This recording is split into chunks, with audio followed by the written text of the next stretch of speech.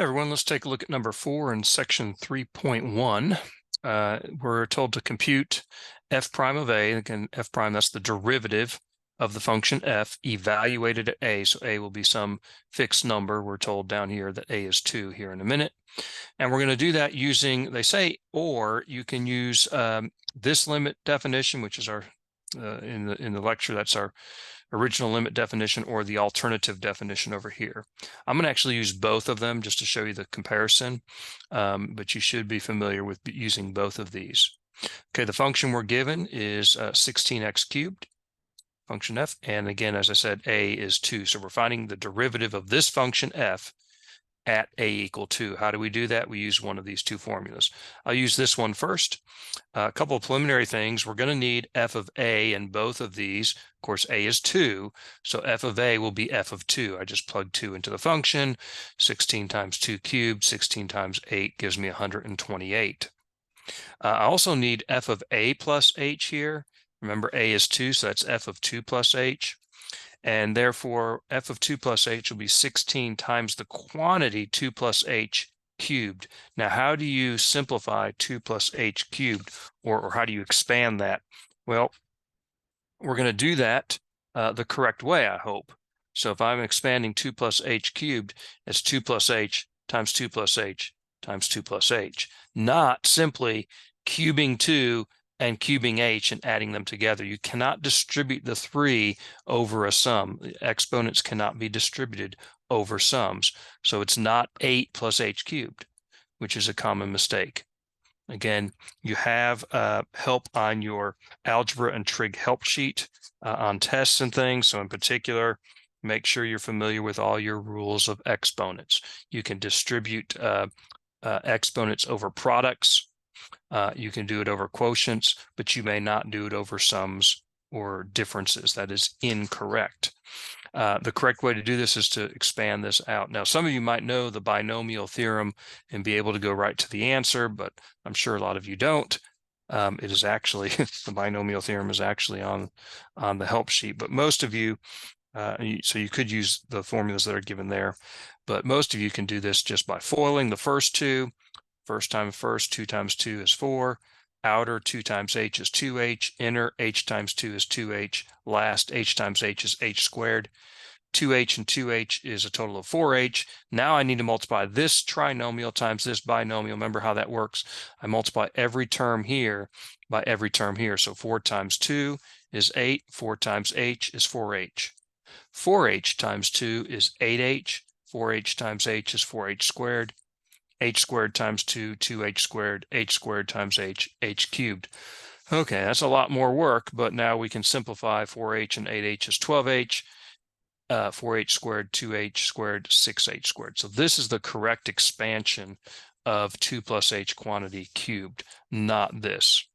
Okay, so be careful with that. So I'm simply going to replace this for 2 plus h cubed here. Okay, and there's my f of 2 plus h. I could distribute the 16. I'll do that in a minute. So now I'm going to use this first definition here, f of a plus h. Again, a is equal to 2. So f of 2 plus h minus f of a, f of 2 over h, and taking the limit as h goes to 0. Notice the limit sign has to be written here each time. So now I'm going to just simplify, replace f of 2 plus h with this quantity, and of course f of 2 with just the 128. Okay, so I'm doing this minus this. Now simplify. Now I'll distribute that 16 through, and 16 times 8 is 128. 16 times 12h is this. 16 times 6h squared is this. 16 times h cubed, 16h cubed. Now I can simplify. Notice I can now notice that 128 minus 128, the constant terms go to 0. So I'm just left with these terms that have an h. Okay, now again, at any point in time, I cannot plug in h equals 0 because it gives me what? 0 over 0. That's that indeterminate form that we know. So that doesn't mean the limit doesn't exist. It means we've got work to do. And you can see up top, I can find that common factor of h. I can factor out an h from all 3 terms, leaving me this. And now I can divide both the numerator and denominator by h to simplify.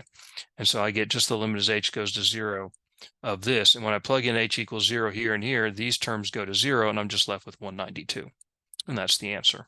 That's the derivative of the function 16x cubed at 2. That's f prime of 2. Let's use the other definition here. F prime of a is the limit as x approaches a, f of x minus f of a over x minus a. I'll do that down here.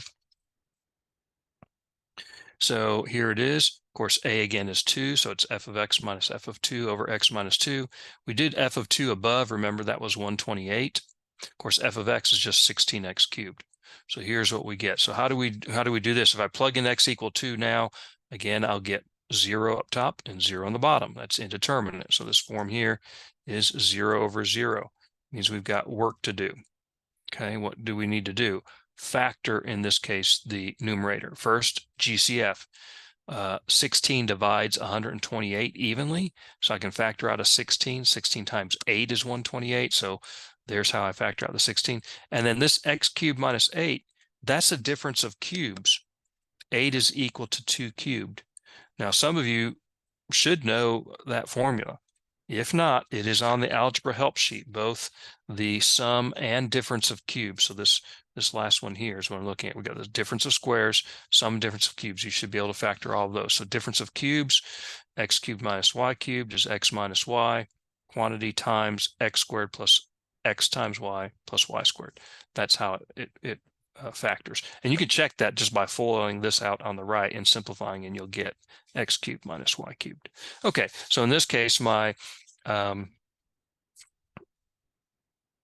x cubed is, my x is being cubed, and then 8 is 2 cubed. So my y here is the same thing as 2.